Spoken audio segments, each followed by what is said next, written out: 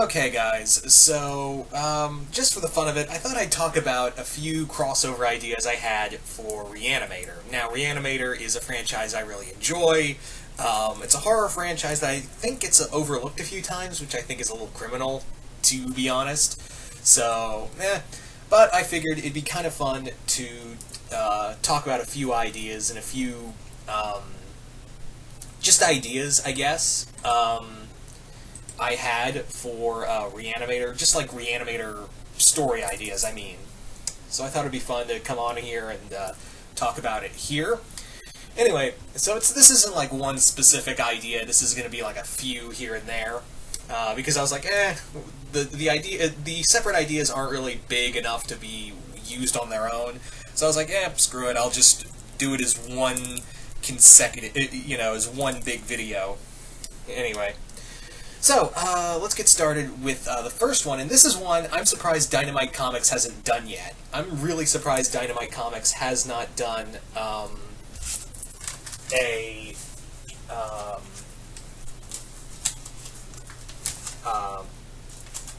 sorry, I lost my my train of thought. I'm surprised they haven't done this idea yet, and that is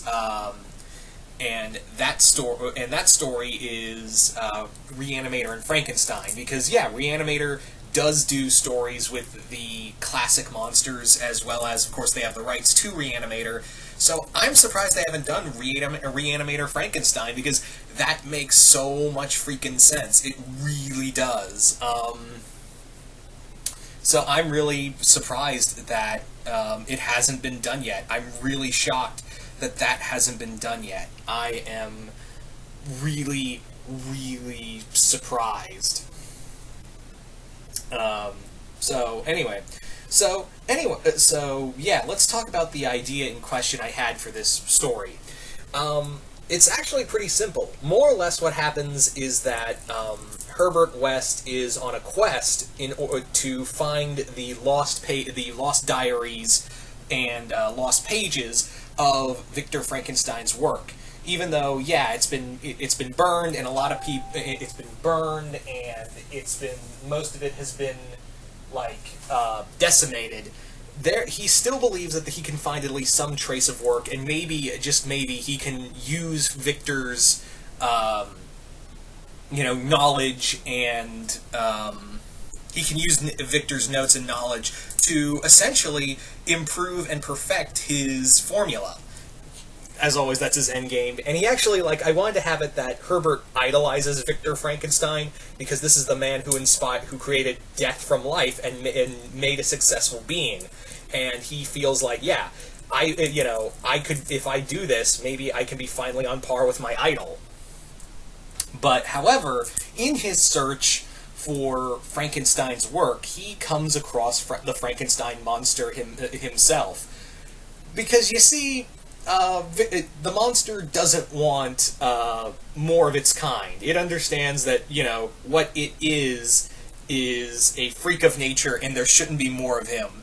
So the monster becomes Herbert's enemy throughout this story, and trying to stop him, while at the same time Herbert is like, I don't want to destroy you. You are everything I've envisioned and everything I wanted. That was kind of the idea of Frankenstein and Re-Animator. It just makes so much sense to have Re-Animator and Frankenstein as a crossover, because they're it's the dead coming back to life. And could you imagine Herbert with the knowledge of how Victor Frankenstein reanimated the dead? It'd be terrifying.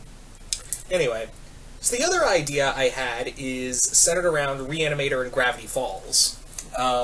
In here, this story centers around an older Herbert West, and right after Beyond Re-Animator, which was the third and final of the Re-Animator films, because in that movie, Herbert managed to sneak away, and now he's drifting from town to town.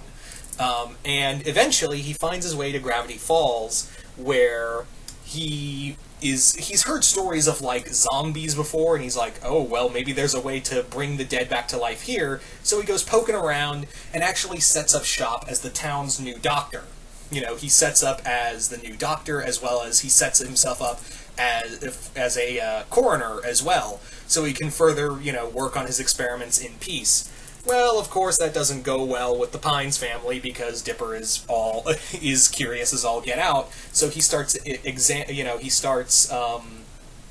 poking his nose. He and Mabel start poking their nose around Herbert's lab, and it's also I wanted to have is that what happens is that Ford reveals that he and Herbert had met before. When Herbert was much younger, he and Ford he met Ford in his travels, and Ford had met Herbert, and he was actually one of the first people to help him form the formula.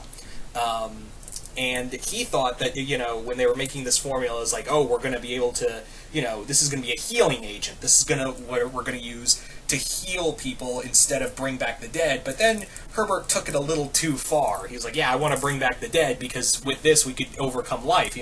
Why bother trying to heal limbs when we can heal the whole body? So that was kind of the whole story, is that Ford inadvertently helped Herbert create the formula for his, dead army. So, there you go.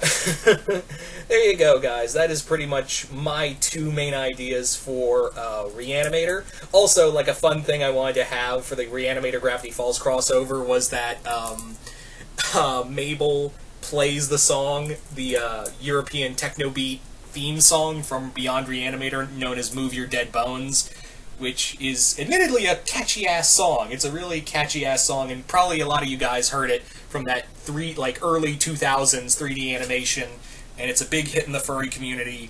I don't know how we got from Re-Animator to furry community. I really don't know. No offense to, anyone of that. But, I don't know how it got, a song about the Re-Animator got into that community and got championed by that community, but whatever. So there you go, guys. Those are just my two main Re-Animator crossovers and Re-Animator stories in general. So you guys tell me, what did you guys think of the two stories of Frankenstein and Gravity Falls? You guys like them, hate them? What did you guys think of them as a whole? And what are some stories you'd like to see where Herbert West crosses over or goes on his own adventures or whatever? Just comment below, let me know, and once again, hope you all enjoyed this, and I will see you guys later.